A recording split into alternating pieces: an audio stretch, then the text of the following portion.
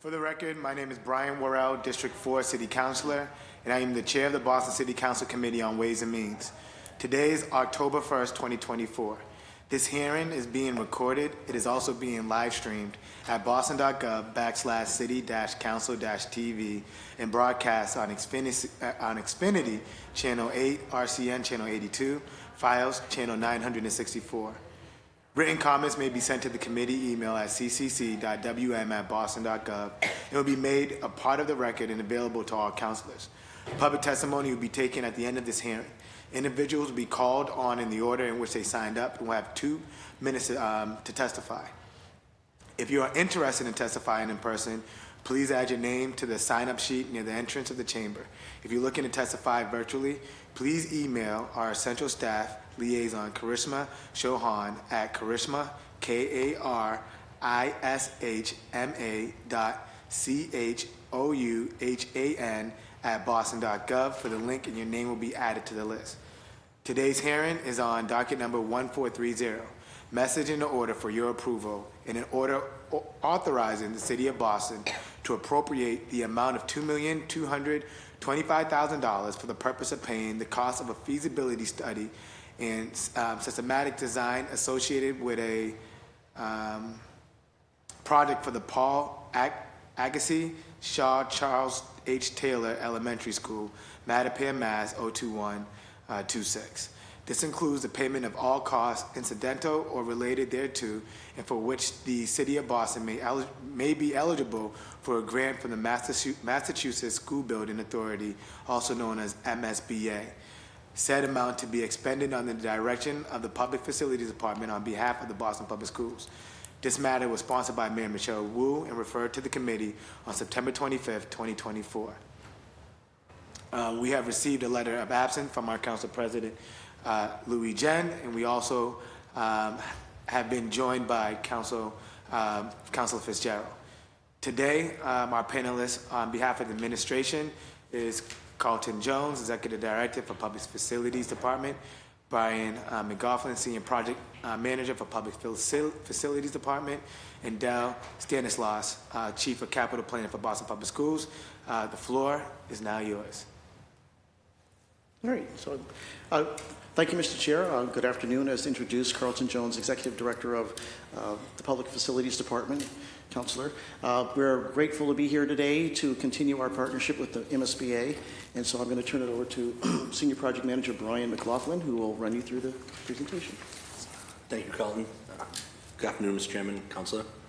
The Massachusetts School Building Authority is a state authority that oversees funding of public school capital projects in the Commonwealth of Massachusetts. MSBA is a reimbursement agency and works with local communities to create affordable, sustainable, energy-efficient schools across Massachusetts, and is funded through 1 penny in the Massachusetts sales tax. The first step in the MSBA process is to submit a statement of interest, which is what the MSBA refers to as their application. MSBA has 2 programs, the core program and the accelerated repair program. Core program is for larger construction projects, such as the Josiah Quincy Upper School, which opened last month, the Carter School, which will open next September, the Boston Arts Academy opened in 2022, and the Dearborn School, which opened in 2019. The Accelerated Repair Program is a program that focuses just on repairs to roof, windows, and boilers of otherwise structurally sound buildings. And to date, the City of Boston has collaborated with 35 of those projects in schools across the city, with 8 currently under review for repair projects. The statement of interest for the Shaw and Taylor School was submitted to the MSBA in April 2023. That submission was supported by a vote of the City Council on April 6th. Since that time, the MSBA reviewed both the Shaw and Taylor statements of interest, visited the schools in the fall of 2023, and invited the Shaw Elementary School into their core program at their December 2023 meeting with the understanding that a future Shaw project would be for a combined Shaw-Taylor school community.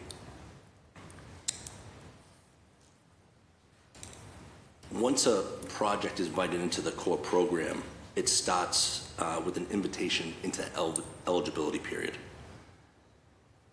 So at the December MSBA board meeting in 2023, the Shaw School was invited into the eligibility period, which allows the MSBA to gauge financial and community readiness by districts by allowing them 9 months to complete certain prerequisite preliminary requirements.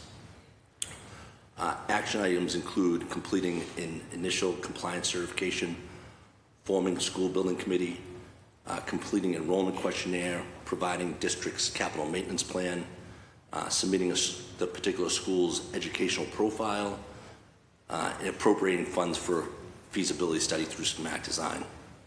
The Shaw Elementary School project eligibility period started in July 1st. And since that time, the initial compliance certification form has been completed, the school building committee has been formed, the city and BPS just submitted the enrollment questionnaire this past Friday, and the school educational profile was submitted yesterday. And today, we're here before you requesting $2,225,000 to support the feasibility study through schematic design for a future Shaw project. This slide provides a timeline of milestones of the project within the MSBA process, starting back with the December board vote and the start of eligibility period July 1st. Next step for the project is to complete the remainder of the eligibility period tasks, which will be complete by March 2025. MSBA board will then vote to invite the Shaw into the capital pipeline, which will likely happen at one of their spring meetings. And after we're invited in to the capital pipeline to participate in a feasibility study, we'll use the funds that we're requesting today to bring on an owner's project manager and architect, which will likely be contract negotiations with those two consultants will likely be in the summer of 2025, and the start of the feasibility study or pre-design work will commence this time next year in the fall of 2025. With that, I'm going to turn it over to Dell, who will be speaking more specifically to the Shaw-Taylor community merger. Thanks, Brian. Good afternoon, everyone. Del Stanislaus again, Chief of Capital Planning for BPS. In September 2024, the Shaw and Taylor schools started off the school year as a joint school community. The grades K through 1 are currently located at the Shaw building, and grades 2 through 6 are located at the Taylor building, so they're in a joint split campus school. There has been robust community engagement to support the joining of both communities. There have been 10 community meetings regarding the merger process since the spring of 2022, and additionally, 7 merger planning team meetings since the winter of 2023. Over the summer, the BPS facilities team performed light renovations, including some electrical work, interior painting, pipe coverings. Our team also supported the move and acquired new furniture for the buildings. As a combined school, the Shaw and Taylor has become a community hub school, and as a result has received an additional FTE. This person helps to coordinate community resources to provide holistic wraparound supports for our students and families. Currently, they are helping to coordinate resources to support students that are experiencing homelessness, as well as before and after school care. We are excited that the school community is now a unified community and are excited to work together on their future building, pending continuation in the eligibility period with the MSBA. We will use the tools that were developed with the BPS community during the pre-K through 6, 7 through 12 school design study to ensure we're designing a new elementary school in Mattapan. Thank you. Thank you. Just want to acknowledge that we've been joined by my council colleague, Councilor Flynn, Councilor Murphy, and Council President Louis Gent. Now I'll turn it over to my council colleagues in order of arrival for any questions, starting with Councilor Fitzgerald. The floor is yours. Thank you, Chair, and thank you, panel, for being with us today. Good to see you all. Correct me if I'm wrong, but just once the OPM and architect are on board to start this feasibility study, right? The MSBA requires all districts to look at multiple solutions to a facilities problems. This includes no build, whether you're going to add to it, do a renovation, or new construction altogether, right? This is only figured out after we do the feasibility study about which one we do, but we will run through all of these processes during this feasibility study. Correct, yeah, so we procure the OPM and architect, and per MSBA regulations, we need to look at the options that you mentioned, including no build, additional renovation, and new school construction. We'll work closely with the district and the school community to identify what the most fiscally responsible and educationally appropriate solution would be for a particular school community. So that will be done once, we'll figure out what the project will be once that feasibility study is complete. So it's also possible that this 2.2, I believe, right, 2.2 million we're asking for now, to figure out what we get in sort of combining these schools, in the long run, we save money. This 2.2 is a good initial investment, should I say, into figuring out how to combine these two schools, save money, and also provide a better education through a new school, if I'm to understand that. That's the process going forward. Yeah, so in the life of an MSBA project, you appropriate funds twice. The first is what we're here before you today for, the feasibility study funds. That will bring the design to a point where we'll have a better understanding of what the total amount of the project would be. It will come again before the council at that time, requesting the balance of the funds to construct the new building for the combined Shaw-Taylor community. How many kids are currently in the Shaw-Taylor? Does anybody know? If you give me just a couple seconds, Counselor, I can. Sure. You know that. While you're looking up that, I just have one other. Overall, of past projects too, what is the amount of dollars we have in with the MSBA currently? Sure, so total construction dollars is upwards of $650 million, around $630 million of total construction costs that have been either completed or approved through their process. And the city has received or been approved for a reimbursement of around $240 million of that $640 million. Okay, great. And I can get the breakdown of ARPs. ARPs meaning? So the core projects are the larger projects. Yes. And there's been about $525 million worth of core program work with the BAA, Carter, JQS, Dearborn. And we received $180 million in reimbursement on those projects. The ARP, which is the repairs, it's just under $110 million. And we received just over $61 million in reimbursement on those projects. Awesome. And that's considered good reimbursement rate for these projects? Could we strive for more? We're looking for more reimbursement, obviously. I would love to see more reimbursement. I think it's great that we've received $240 million, which is a new school, a couple new schools. Yeah. So we can spread the money out. Great. And Del, just I guess I don't know if you have the answer. I do. Oh, great. So the enrollment at the Shaw was 201 students, and the Taylor, the enrollment was 343 students. So now they're combined, where the pre-K through 1 is at the Shaw, and the Taylor, the grades 2 through 6 is at the Taylor side. So of that, I think the math is 542 total students. Correct. In the new school, or add reno or no build, whatever we decide to go with here through this study, is that 542 some odd students still going to be the same enrollment? Or is it going to increase, decrease? Do we know at this point? The plan here, our plan and what we've submitted to the MSBA is to expand the enrollment when a new school is built. When we looked at numbers in the Mattapan, South Dorchester area, is that we have a number of students that are being transported out of that area to get access to certain special education programs, et cetera.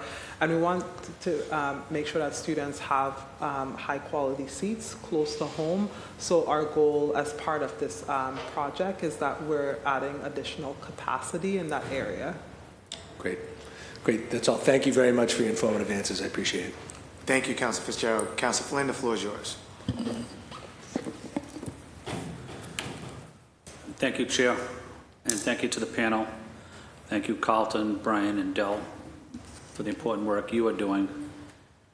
I had the opportunity to work with all of you over the years, and I want to thank you for working with the MSBA Treasurer Deb Goldberg, her team, on Josiah Quincy, on the Carter School as well, probably so many others. But just want to acknowledge the important work you do for the residents of the city.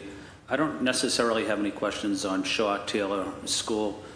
I will be voting to support it. I think you outlined it perfectly, and I have no questions. But if I could ask one question, how are we doing with the Carter School? I think it's probably the best school in the city of Boston, in my opinion, but I know we're doing a therapeutic pool so children, students with disabilities are able to get their exercise. How are we doing on that? Well, let me start from the construction side. You can start from the other side. So it just so happens, Councilor Flynn, that I was just out there last Friday and had a thorough walkthrough through the site. I'm very pleased to report that they are doing very well.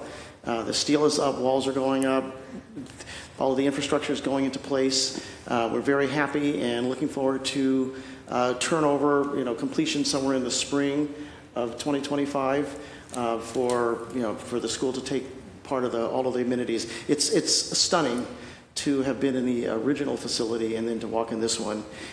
It's stunning, and you will feel that way when you walk through, I'm sure.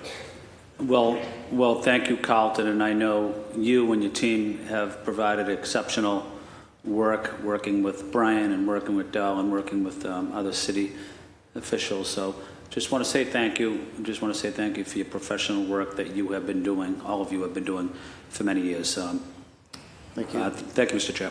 Thank you. Council Murphy, the floor is yours. Thank you. I echo what Councilor Flynn said. Happy to be here, support it. Thank you for being here. Congratulations, Brian, for your Shattuck Award. Thank you. And it is your leadership, I believe, with you and your team that reflects, like, we were a city that didn't take advantage of MSBA funds in the past, and excited to be at the Carter. Worked with Mark at the Henderson when he was in his training. Wonderful principal, wonderful school community. In the Quincy Josiah, it is great when we can cut ribbons on new schools or make these renovations. So looking forward to support this and celebrating you soon. So congratulations, of course. Thank you, Chair. Thank you. And Council President Louis Now J. we have two Shattuck Thank you, Mr. Chair. And Mr. Chair, if you read my absence letter, I apologize because I'm happy that I was going to be very sad to miss this, but very happy to be here to continue as we do this merger. As I know you all know, that Taylor is my school. It's a school where I spent the longest amount of time. It's a school that means a tremendous amount to me and to my family. And I'm really glad to see these renovations happening. I know that a lot of these community meetings about the mergers were really difficult, a lot of emotion in terms of what it means, and I really feel like right now there's a good balance. Del, or anyone, do you know, are there more community meetings happening between the two schools about the ongoing merger? Yeah, so this school year, both school communities have come together as a joint school community. Mm-hmm. There's ongoing engagement. So the capital planning team has a senior project manager on this project, and the school communities are doing things there's renaming and all of mm-hmm. that good stuff that they're working collaboratively on with the joint community. So the merger, it's a sort of engagement with the community is going to be like a lot less now that they're merged. It's going to like ramp up in a different way as we move forward with the MSBA process. Yeah. Right? Because it takes like a lot of engagement and involvement with like the school community to bring this process along. So I think that in terms of like merging and starting school, that's like one set of engagement that we've like sort of like is like wrapping up, and then now it's like ramping up in a different way as we are working through the MSBA process, and it's going to be ongoing for a while as we move through the eligibility period. Great. I could probably get this another way, but through the chair, if I could get that schedule that the project manager has in terms of the ongoing conversations, I think that would be helpful. Selfishly for me, want to definitely make sure that we continue to see what's going on. You know, the last time I visited the school, there were a lot of students coming to the Taylor from Alston and Brighton for sheltered English immersion classes. Do you know if, I maybe ask, you may not be the right audience, but do you know, is that something that's still happening? Thank you for that question, Counselor. I don't know the numbers off the top of my head, but I definitely can get you the answer to that question. Yeah, just in terms of like the special programming that Yes. happens out of the school, the reason why there are students that transfer And students- that travel to the Taylor. Yeah. Okay. Yep. I can get you that information, like where students are pulling from for the special programs. Okay, and my last question is, you know, yesterday we had a hearing here on the city council that I sponsored about using former school buildings for affordable housing, which we have done historically and which I want us to continue to do in a more intentional way. I know that right now we're working through what would the future merger, what will be the future site of the school. I tend to believe that the Taylor footprint is actually a really good footprint, and the physical structure of the school is pretty, I'm not an engineer, but it seems to me pretty solid. A lot of the renovations do need to happen in the interior of the school, where it looks the same as when I went to elementary school there. I wonder if you'd give us a sneak peek into what we're thinking about the physical structure. I mean, if an engineer says, or if at the end of the day we're saying we think another site would be more feasible for these two schools to coexist, where are those discussions and what are folks saying? So I'll start and I'll kick it over to Brian in terms of like timeline. But as we move through the eligibility period, then another phase of this is sort of like feasibility, where the MSBA would come in and they would look at the Shaw building, the Taylor building, or any other district assets that the district have, and look at the feasibility of either renovating one of those buildings or building on site, etc. So the Taylor building will be a part of like the feasibility conversation with the MSBA. At the end of the day, like right now we won't know like what the MSBA would see as like the best feasible option, Right. but once that period starts, the MSBA would like, in collaboration with like the district and the city, would let us know like what's the best feasible option that we should move forward with. And what's that timeline, just for precision, is the start period now, basically? Okay, when does it start and when will it end? I'm just trying to think about when we'll have a decision about what the physical future of it will be. Sure. So the eligibility period will end in March of 2025. We'll have to go through procurement of OPM and architect. So we won't start the feasibility study to actually do like the pre-design work and looking at locations like Dell referenced until this time next year. So that's when the clock starts. Okay. Excuse me. Yes, yeah, so it's likely to be maybe, I don't want to put a definite time frame on it, but it could be upwards of 18 months to 24 months. Okay. Just based upon looking at multiple sites. You have the Shaw and the Taylor, and you'll look at the no-build option, addition renovations at both those schools. So the more options that we look at will make the feasibility study a little longer. But again, we want to do the due diligence on behalf of the city and work with the MSBA to make sure we get the best final product for the students. So although the MSBA process usually adds time to a construction project, I think in the end, the results speak for themselves with the JQS and BAA. Yeah, beautiful So school. you can see kind of that what we'll be seeing for the Shaw and Taylor students is what the city's delivered with the MSBA at the BAA and JQS. Yeah, as ribbon cutting for both schools, and a tremendous job, honestly, and great job on the leveraging MSBA funds. We should be building more schools as we figure out the plans to close and merge schools. I think those schools, the JQS, that just took my breath away in terms of how intentional and how much that should be the model for what we're giving our kids across the city.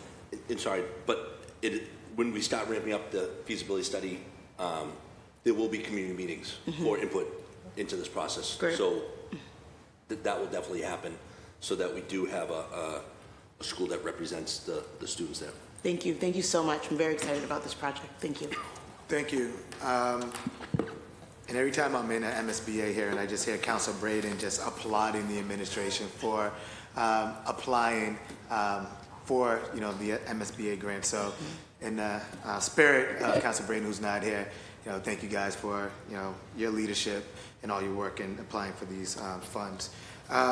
Just for clarification purposes for myself and also my counselor colleagues, how many more times would you guys up until March 2025 come to the council for an appropriation of funds? This will be the one appropriation. Okay. Yes, this will be the appropriation that's needed during the eligibility period. Okay. And then how many more appropriations, I guess, throughout this timeline? Just one more? Within this timeline, one. So we'll go through the feasibility study. No, I'm talking about from A to Z, right? From A to Z. There's another. There'll be one more. One more? One Okay, more. So there's two total. Yep, Okay, two so total. this and this. During the life of an MSBA project, yes. Okay, awesome. And then if the project costs exceed the amount granted by the MSBA, how will the city handle the overage? So at the end of the feasibility study, we'll have an idea of what the cost of the project is going to be. So we'll come back to this body and request the total amount of funds, which we've done for the BAA and JQS. Unfortunately, on a couple of those, we've seen the budgets exceed what was originally appropriated, and we've had to come back to the council on the Carter and most recently Josiah Quincy to request more money, which this body has done to support those schools. Ideally, it won't happen. I think with the Carter and the JQS, there was in the BAA. It was during COVID. There was some unforeseen soil conditions that impacted the cost of the project and how the duration of the project, which resulted in some costs that were unforeseen at the time when we originally came to you guys. And if I can add, I just want to say that our first step is not to come back and ask for more money. We first go back through a process of value engineering where we look at the project and we say, how can we reduce the cost? Our policy is we want to reduce the cost up until the point where we have to then touch the program.